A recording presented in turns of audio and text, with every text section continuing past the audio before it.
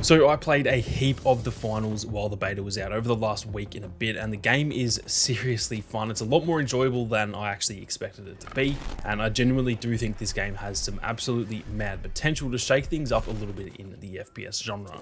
Before we get into it, if you guys are new to the channel, be sure to hit that subscribe button and turn on those notifications. And after a very long time of gassing it up, I have actually finally posted the setup tour over on the gaming channel. So if you guys want to see my setup, be sure to go and check that video out. The link to that channel will be down in the description. But with that being said, let's get stuck right into it. Now, the game was in open beta for about 10 days there. It was cross-play across PC, PS5, and the Xbox Series consoles. And like I said, it was a hell of a lot of fun. Now, initially when I've seen trailers and stuff for this game, I always thought it looked very interesting. But as I feel with pretty much any new shooter, I was a bit the same with XDefiant. When they're going up against games that are very well established, like Call of Duty, Battlefield, and Halo, there is obviously a lot of competition there, even though those games aren't really at the peak of their powers right now. So I'm always very skeptical even when a game looks really good. But after playing it for God knows how many hours during those 10 days, I do have to say it was a hell of a lot of fun. Now, on top of just me having fun, a lot of people seemingly had a lot of fun with this game as well. It actually blew up a lot more than I expected it to, being one of the most played games on Steam during that period, which is absolutely mad. It got to well over 250,000 concurrent players on Steam at multiple different points throughout the beta. It's not like it just spiked once and then it dropped off or anything like that. It was pretty consistent above 100,000, even during the off-peak times. And then during the peak times, it was pretty consistently getting to 200 plus, even to the 250,000 plus concurrent players on Steam. So that right there is absolutely insane, especially when you consider the game is in beta. Just consider how much hype 2042 has had lately with a massive influx of players, having a free weekend and a new season, as well as the lead up to the Halloween event and all that kind of thing. And people have been really praising that game and talking about how well it's doing right now, which it had a peak of around 100,000 concurrent players on Steam, which is not only the peak currently, but that was the all-time peak that the game has ever had on Steam. Well, that is 100,000 players, and this game went well beyond double that. And like I said, we are talking about the beta of a game that is launching its first installment compared to Battlefield, which is obviously a 20-plus-year-old franchise. It is just absolutely insane to think about. Now, that's also not me trying to throw shade at 2042 either, or try and compare the two. 2042 is killing it right now, and that makes me very happy. I've been playing that game for 2 years now, so it's not to throw shade and be like, oh, look how much better this game is. I don't even necessarily think it's better, but it does just make it even more impressive what the finals is actually doing when you consider how well 2042 is doing, and this is essentially doubling that in the player count. Now, funnily enough, talking about Battlefield, this game is actually developed by Embark Studios, which has essentially been founded by ex-DICE developers. So there is a little bit of, I guess, DICE and Battlefield DNA in this game as well. And if any of you guys enjoy Battlefield, you may definitely enjoy what the finals has to offer.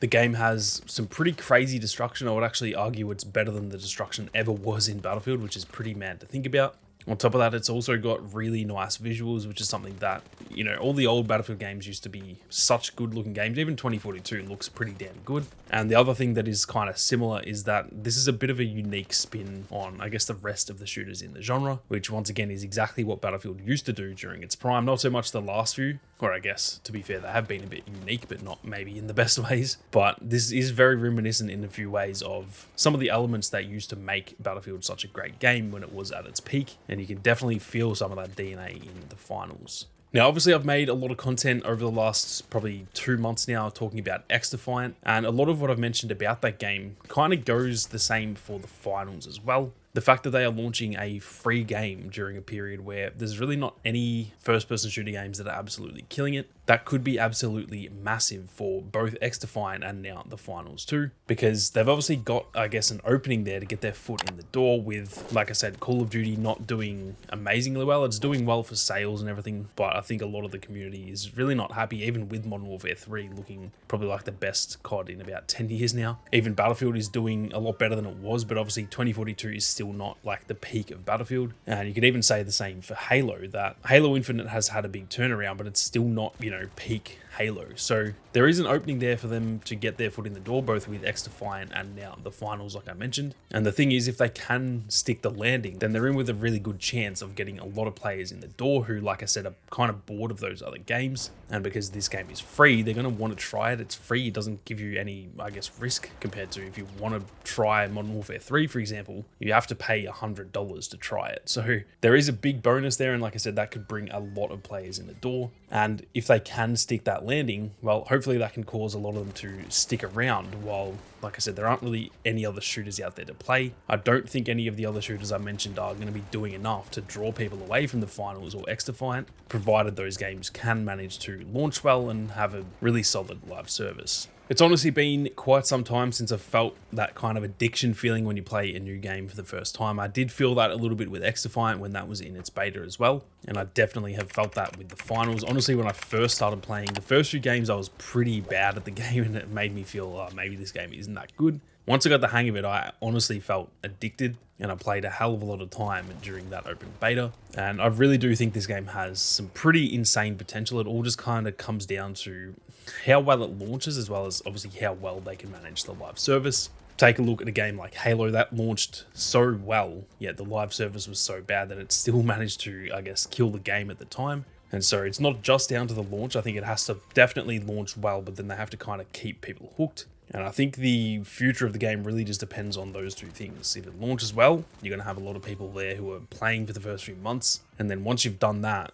you do have to follow that up with a really good live service, which hopefully they can manage. Because for me, any, I guess, competition in the first-person shooter genre is definitely welcomed because, like I said, a lot of those other shooters out there are kind of getting a little bit boring, and I definitely think it is time for a bit of a shake-up in the FPS genre. If you guys did play the finals beta, I'm keen to hear your thoughts on how you felt about the game, whether you think it has potential. And if you didn't get to play, I'm also keen to hear your thoughts on whether you guys think it looks good or not. So be sure to leave your thoughts down below. But with that being said, thank you all very much for watching. You guys have a great day, and I'll see you all out there on the battlefield.